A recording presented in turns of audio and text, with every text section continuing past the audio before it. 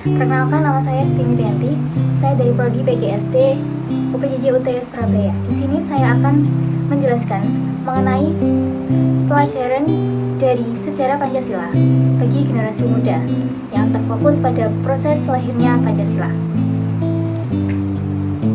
Saudara-saudara generasi muda Indonesia, Pancasila tidak lahir begitu saja, melainkan lahir melalui perdebatan, musyawarah, dan jiwa besar para pendiri bangsa. Melalui video ini, mari kita telusuri kembali proses lahirnya Pancasila dalam 3 momentum utama, yaitu yang pertama sidang BPUPK, yang kedua Piagam Jakarta, dan yang ketiga adalah sidang PPKI. Yang pertama yaitu sidang BUPK. Pada tanggal 29 Mei sampai 1 Juni 1945, Badan Penyelidik Usaha-Usaha Persiapan Kemerdekaan Indonesia atau BUPK menggelar sidang pertama untuk merumuskan dasar negara.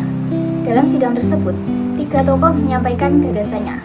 Yang pertama ada Muhammad Yamin pada tanggal 29 Mei 1945 mengusulkan 5 asas. Selanjutnya ada Supomo pada 31 Mei 1945 menawarkan negara integralistik.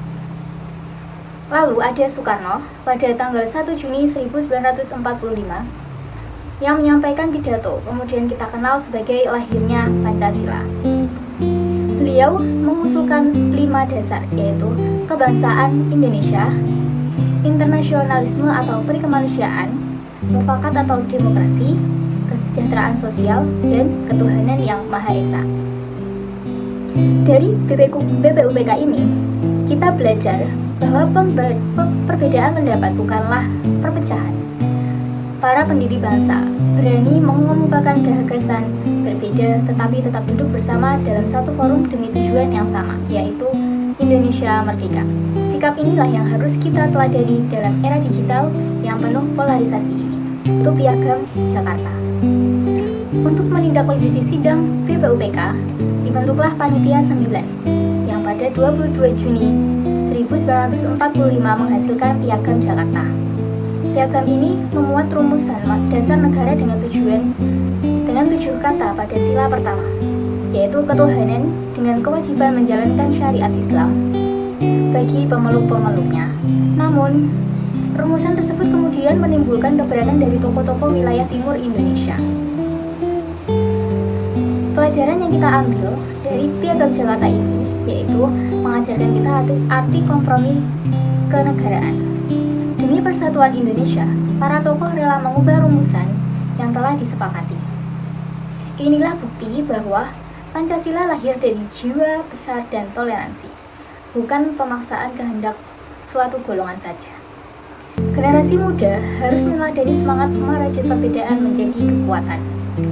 Selanjutnya, sidang PPKI.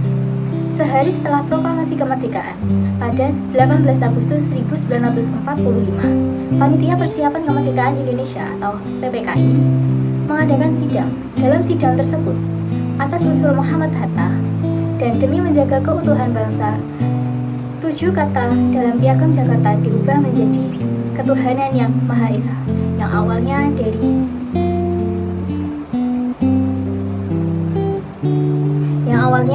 ketuhanan dengan kewajiban menjalankan syariat Islam bagi pemeluk-pemeluknya diubah menjadi ketuhanan yang Maha Esa. Rumusan final inilah yang kemudian disahkan sebagai dasar negara dan tercantum dalam pembukaan Undang-Undang Dasar tahun 1945 pada alinea keempat.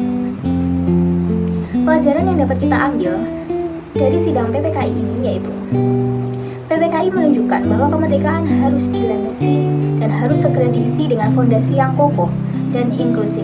Para pendiri bangsa lebih mengutamakan kepentingan nasional daripada kepentingan kelompok mereka sendiri. Dari sini kita belajar bahwa menjaga persatuan terkadang membutuhkan pengorbanan dan kebijaksanaan untuk mengalah demi tujuan. Saudara-saudara, sejarah lahirnya Pancasila membuktikan bahwa dasar negara kita dibentuk melalui proses musyawarah, toleransi, dan semangat persatuan. BPUPK mengajarkan kita keberanian berpendapat, Piagam Jakarta mengajarkan kita kompromi, dan PPKI mengajarkan kita kebijaksanaan menjadi keutuhan. Sebagai generasi muda, Tugas kita bukan lagi merumuskan, melainkan mengaktualisasikan nilai-nilai Pancasila dalam tindakan nyata. Mari kita jaga ruang digital dengan musyawarah, bukan makian. Mari kita rawat kebinekaan dengan toleransi, bukan intoleransi. Dan mari kita isi kemerdekaan dengan karya, bukan perpecahan. Karena Pancasila bukan hanya sekedar hafalan di upacara, melainkan nafas dalam setiap langkah kita sebagai Indonesia.